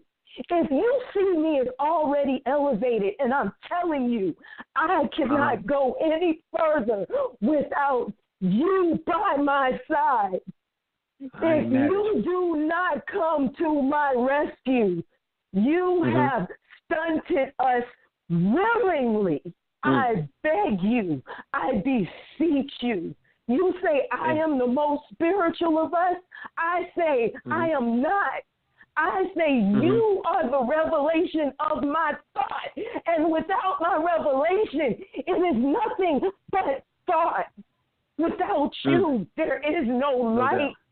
There is no light. There is just darkness, and there is nothing wrong with the darkness because the darkness is what produces the light. That's right. But without you setting us on fire, there is nothing but a thought. So I beseech you with nothing but love. I don't fear you. If I fear you, I have to fear myself. And I don't. I know me. Beyond a shadow of a doubt, I know me. I am the darkness. I am the darkness that made you. Now bring your ass home. We got work to do, nigga. No doubt. Yeah. So I like that. let me ask you this. Yeah, let me ask you this, and I'm sorry for I'm trying to play catch up with everything, and I guess one of the biggest things, and like how you said, as far as being on the same playing field. Now, what do you say to that brother that feels that his lady wants to be solely independent? Because there's some alpha females out here that feel that because men over a course of time have not brought it to the table. So now she meets that one guy that's willing to bring it to the table, but she doesn't know how to kind of like fall back a little bit because she's been independent and she's been on her own for such a long time that she really doesn't need him. So how do you bring that fella to the table and say, hey, like what you was just talking about? How do you bring him to the table to feel like he's comfortable? This is my best analogy for that. You got a brother that's bicycling on a Huffy, right? You got a sister driving a Porsche. She drives up next to him, right? All his brother know is this Huffy. Tell him nothing about this Porsche. It's a spaceship. Okay. If she say, hold on, brother, you gonna ride with me. We take his bike, we put it in the back seat. It's sticking out, but no problem. And he say, I want to drive. I look at you and say, can you drive a stick? And you say, I'm about to find out. I have to ask myself, hold on, do I want him to fuck up my Porsche? No doubt. Okay. Wow. But that's now, what I'm saying. if I say, okay, I can teach you how, but if you just get in and you, hold on, brother, I love you dearly, but let me do this leg and I'll teach you in a minute. Right. I hear you. Sometimes it's not about sisters wanting to go forward. It's about her experience in a thing. If she has some more experience in a thing, and this is how me and my husband work our relationship. He who has the most experience drives the car. Okay, fair enough. If you have an interesting variation, okay, it's listened to because it's just like you're trying to get somewhere. There's a variation to the route. Okay, no problem. But he who has the most experience drives the car. It has worked for us. I don't know how it worked for anybody else, but it has worked for us. Because we're alpha male and an alpha female. We bow to each other. Boom. Yeah, and that's the key. That's what I'm talking about as far as long as everybody's on the same page. But like now, all right, let's just take, for example, the demographic of down in, say, Atlanta. Because we talked about this on the show before, too. We have a lot of independent females down there that's doing the damn thing. And then from what we had discussed on a previous show, there were a lot of gay males down there. So a lot of women couldn't, get with some of these gentlemen that were down there because they wanted the same sex and things of that particular nature. So now you have a gentleman that's, let's just say he's up and coming. May not be on the same level, but, he's doing his thing. Now, do you think that there's some ladies out there that will be willing to, not necessarily mold, but be willing to give this individual a chance? Because I think there's some females out there that, look at this dude, well, you ain't bringing it to the table, so I'm going to just pass you by. And he could be a good dude, And then you have some guys that are actually, nervous. Yes, go ahead. There are many sisters that will. But this is what I tell even my son. My son started a business off $20 and him talking in an aisle, and a post office worker gave him the money to start his business right there. And what I told him in front of her, this black woman that gave this black boy money to start a business, I said, because she gave you that, you can't fail her. Yeah. There we go. Your dividend to her is not failing. Period. That's no your doubt. dividend. You can never give her back the money because you'll never know her. But because that woman believed in you, the way that she came up off her labor, you cannot fail. Okay. That's right. And he did not fail. And we found her.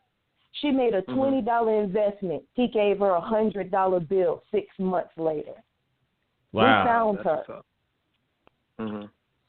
That's what we're talking about. Those are the types of results Black women want. We don't mind investing in our brothers. We do it all the time. But y'all know how often we get burnt. Y'all got brothers, you got sisters, and you got uncles. You've listened to I played her. Yeah, okay. Right. And you wonder why sisters are they're skittish about it. And then they're made to feel bad because they're skittish. Right. Yeah, I can understand that, for the simple fact that now you have the verbiage or terminology of the angry Black woman and, or this, that, and the third, and then how some females are painted into this picture of what's supposed to be the ideal woman, subservient or, out there twerking or all these negative images and things of that particular nature. So now you have somebody that's independent and actually has a mind and has a soul and has a charisma about who she is and what she appreciates, how she is. A lot of people can't deal with that. So Brother, I've been told by men I think too much. I just looked at him stupid for a second because I'm like, what? I'm confused. If I stop thinking, I'm not sure what happens. I'm like a shark when it comes to that. I think if I stop thinking, I die. So, if I can't think, then you need to step, brother, because we ain't going to never get along. Wow. I want to chime in on that a little bit as well. Yeah. About the mindset of how strong women are automatically the angry Black woman, and it is a fallacy that strong women, such as myself, because I've been grouped in that category so many times, that we don't know how to interact with a strong man, or we don't know how to respect the strong man, and I for me, because I've been painted into that corner, I was very conscious on what I taught my son about a strong woman. I don't want my son to be with a weak woman. I want him to be with a woman just like me, because what I have often found, especially with my daughter's father, who I was with for 14 years, I've heard his friends say, man, I don't even know how you deal with Sinead. I don't even know how you do it. And I've heard him say, you don't have to know how I do it, because the same way she go hard on me when I'm fucking up, she go hard for me, in support of me. I think a lot of men are intimidated. And so for me, how I feel is, and I know a lot of women that feel the same way, because we are strong. If you are intimidated by what I'm saying or the way I'm thinking or the way I move in this world, you're probably not built for me anyway. Because if I'm intimidating you with that, there's no way that you can build anything with me. And I think the misconception is, because I'm strong, because I'm self-sufficient, does not mean I don't need a king. I do, because I was made for one. I need him to love me, cover me, lead me, praise me, honor me, respect me. I want to grow with him. I want to learn from him. I want to learn with him. I want to make memories with him. I want to grow old with him. And I think the root of it is you have so many definitions of submission, and that's where the problem comes. Because people want to twist that word, and they want to use it however they want to use it, and then that's where you butt heads. If you know the true meaning of submission, it doesn't lessen anyone's position. It doesn't lessen the woman's position or the man's position. But people have to get educated on what submission really means, what leadership really means. It has nothing to do with your private parts. It has nothing to do with how much money you make. To be honest, to really put it out there, the man that I was with for 14 years never made the money that I made. Never made the money that I made. And people always assume because he was quiet and laid back on the surface, oh, she must run him. She must disrespect him. Not the case at all. He was no less of a man. And for me, anybody who's with me has to be strong. And I will say that because I am a piece of work.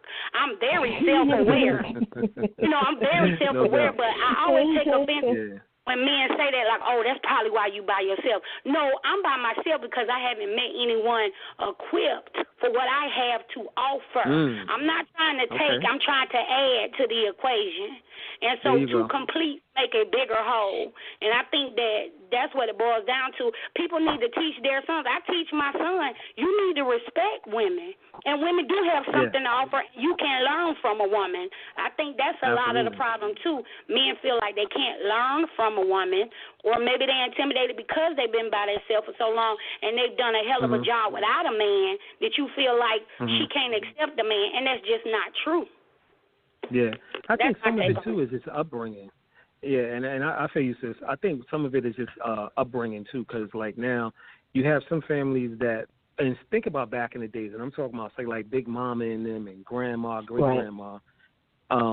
They were at home. They usually took care of the kids, and then you had, you know, the husband, the dad, father, whoever, as that provider. So a lot of people had that concept over a course of time, and then as the world evolved, some people didn't, unfortunately. And now this is true. You got to have a 2-household income for the most part. You know, I mean, shit is real out here. You know what I'm saying? I mean, inflation is a motherfucker around here. You know what I'm saying?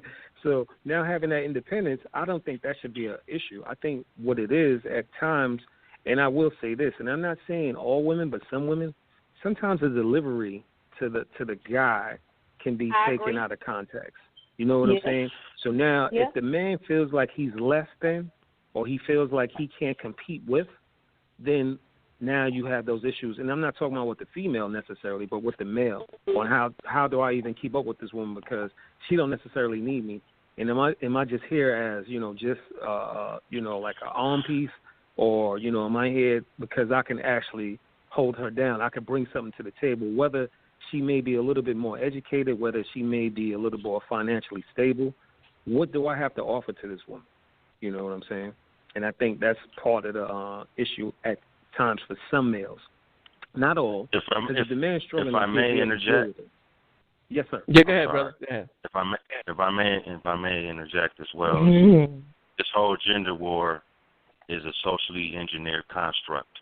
We have to realize that 50 or 60 years ago, before integration, in most cases, the man was making plenty of money to take care of the family and handle that type of responsibility that a man is expected to be responsible for. But as we know, in this society now, it's diminished very greatly in terms of a man being able to make more of the money or most of the money. So we've financially switched roles.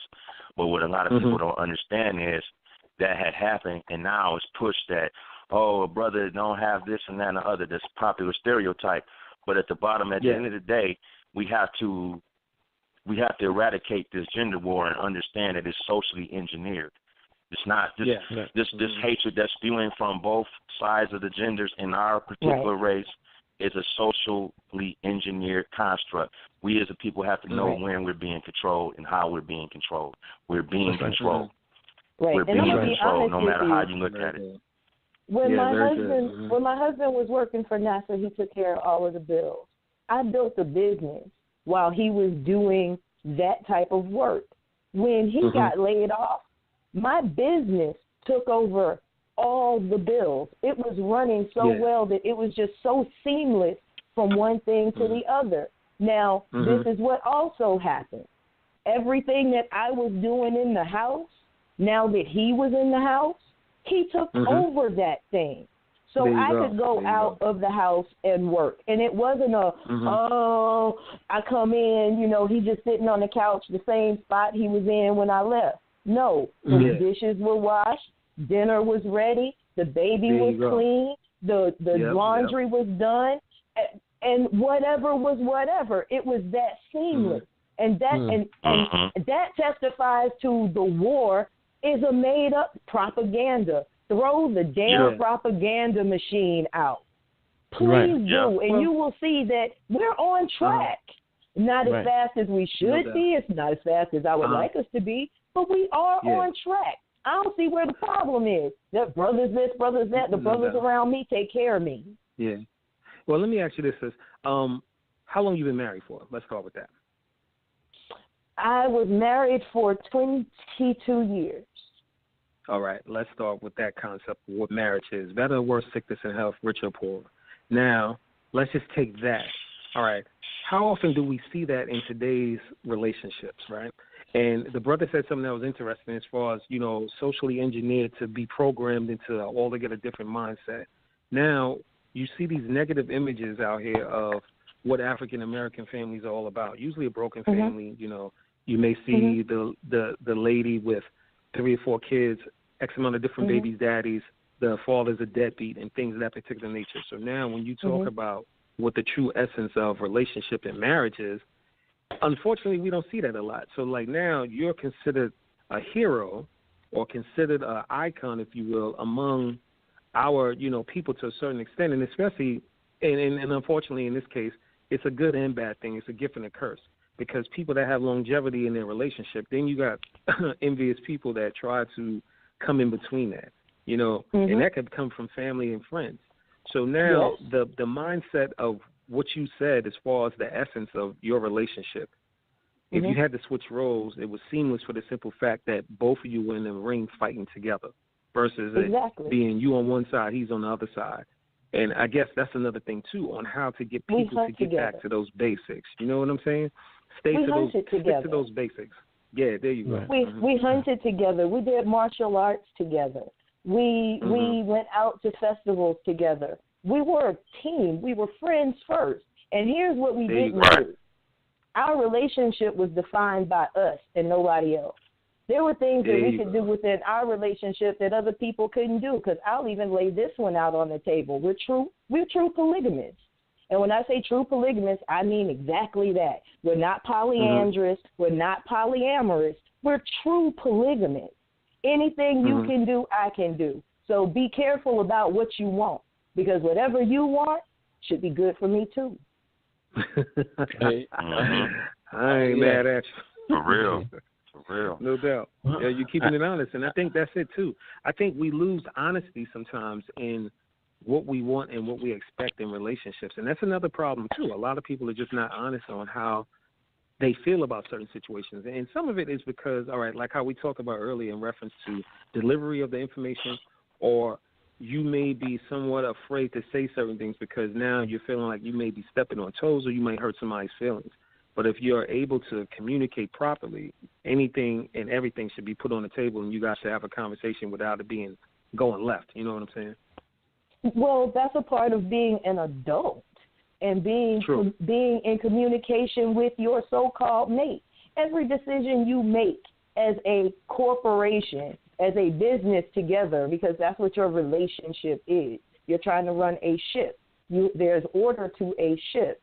And the only order to the ship is the order that you guys make.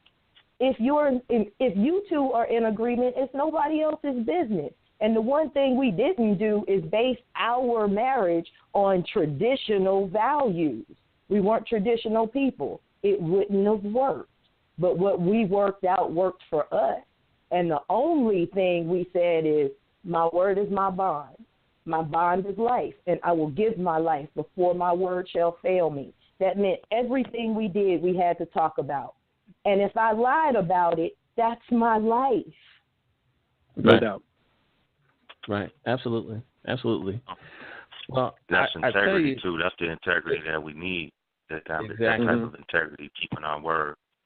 You know what I mean? That's a lot of, because without our word, I mean, we may as well, just call it a day, I mean, I think the whole thing that's plaguing our people, it starts with black love. There's a lot of people concerned about black power, but not about black love.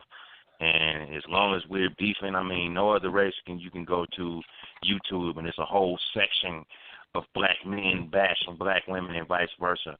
Right. Propaganda. That is propaganda, and it's put in there. I mean, I see when I talk to people, they presumptions of a black man. Just when I talk to random black people.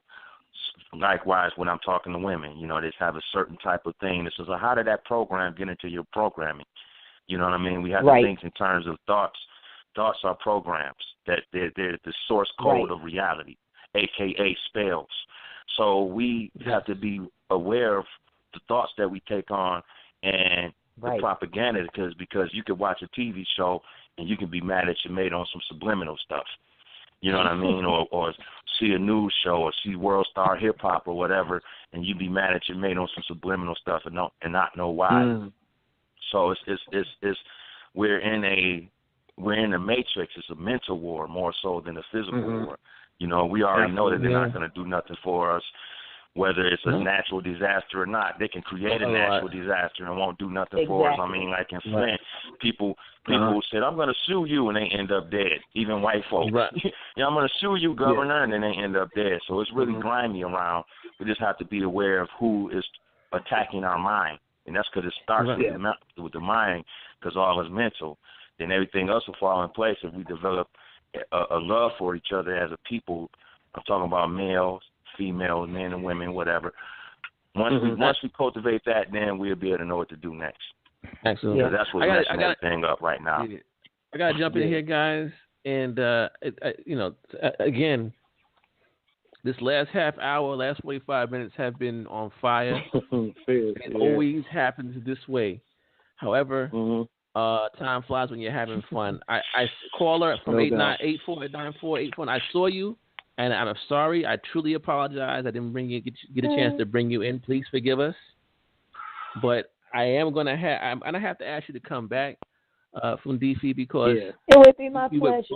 We were talking about a couple of different things, and I kind of wanted to jump back into a little bit more of because I wanted to get your thoughts on harp. I wanted to get your thoughts on some other things that were going on, and definitely, the state of our people right now, and what can we do ASAP that would kind of help turn the tide in this war, because something needs to be done ASAP. Get your ass in a martial arts class. Right. You want to turn the tide around? Get your ass in a martial arts class. I don't care what martial arts. Soft shirt, hard shirt, middle-aged shirt, old shirt. It's Wu style, Sun style, Thai style, Jesus style. Get in a martial arts. Go to the gun range. Right. Okay. Get out there. Right. No doubt. Absolutely. So here's what I want to do. I want to bring you back in October sometime. I'll talk to you offline about that. Sure. And you definitely had some jewels to drop as far as relationships are concerned. And we usually do a once a month segment of we call it Relationship Tuesday. So I might have to bring you back for a Relationship Tuesday as well. So sure. If you have time in your schedule, I want to bring you back a couple more times, definitely. And at this point, I'm going to tell you, time in my schedule. I will call you a friend of the show, and you can come back and just crash if you want. You can crash and jump on here if you want sometimes as well. So you have the number, and you can call in. My brother that called in from Michigan, brother man, you was on point, and trust and believe everything you said about the loa and all that stuff. I practice that daily, brother, and so I'm already there with you. You know what I'm saying? I'm putting in that work. Believe it. So I just want to say this, Funde Fi, just some closing comments, and then I'll go ahead and close this down for tonight. And again, thank you everybody that listened in tonight. The phone lines were jam-packed. It was insane, the people that were online. And we have to bring you back because of it, because we didn't hit everything we wanted to hit. So just a couple of closing comments from you. And where can people reach you and your books again? Please mention all that stuff again. Where can people contact you at?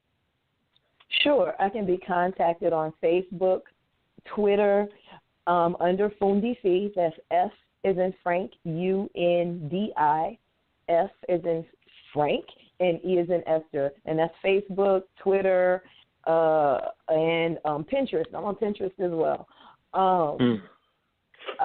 We need to get prepared. We already know what's going to happen. It's never going to change until we change it. We need to start being proactive and not reactive. We need to get uncomfortable. We need to start talking to each other about uncomfortable things, because just like our sisters are sexually hurt, our brothers are too. They're just not telling y'all. I know you are. I know the history. There's no way that you're not. And these are things that we have to clear up with each other. I mean, and sincerely have a sit-down talk about it. We need to talk to one another, because if you need my hand, brother, to elevate yourself, it's there. I'm here for you. But what I'm not here is for your bullshit. I'm not here for your excuses. There you have it. Like my teacher would say, don't bring me an excuse. Bring me toilet paper. At least I can wipe my ass with that. I can't do shit with an excuse. Right. No doubt. Yeah, there you go. Right, and I respect that. And again, Funde Fi, thank you so much, sister. And I will be hitting you up in regards to the Tai Chi thing, because like I said, due to health issues, not just a little bit of a high blood pressure thing. I'm trying to bring it down, and I'm getting into Haru's that. a Tai Chi man too, y'all. Haru do Tai Chi. So if y'all in Michigan, look up Haru. He does Tai Chi. Bet. Okay. All right. Definitely Absolutely. teach Tai Chi. Yeah, definitely. All right. Yeah, man. That's that's what it's all about. All right. Okay. Yeah. Okay. Well, thank you all, and those that wanted to speak tonight and that pressed one. I truly apologize. Forgive us. The show was lit, as they say, as you young people say, it was lit tonight. Am I saying that right? Yeah. It was lit. You said it. Right. It was lit. It was lit. And it was 100. Yeah.